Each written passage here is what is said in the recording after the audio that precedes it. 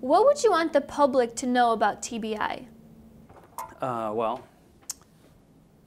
they do happen every 21 seconds. In the U.S., they happen every 15 seconds in the world.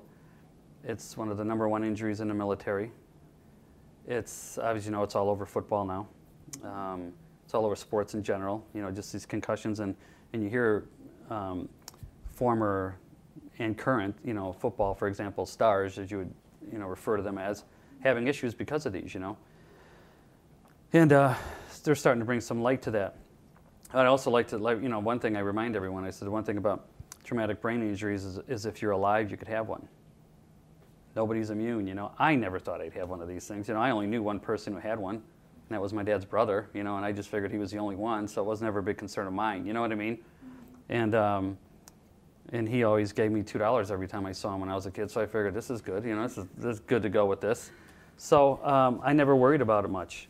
You know, I doubt anyone else who has one. Every time you get in a car, you probably don't worry about it.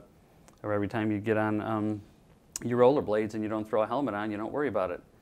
You know, a real quick story, a lady down the street read my book. She came to my book signing. She had no kids and read it, you know, and thought, oh, that's interesting, you know, blah, blah, blah. About a year later, I come home and her business cards at my house with her name, need as many copies as you have. I don't know what the heck that was about, you know.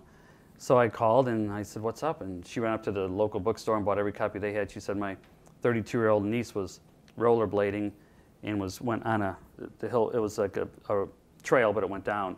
And she lost her balance, went straight back on her head and cracked her head open, and they had to airlift her out of there, I think. And so now this book had a whole different meaning to her, you know, but she wanted everyone associated with her family and her niece to read my book so they can see that, you know, I was in that position one time and there's a good chance she can get to the spot I got to, you know.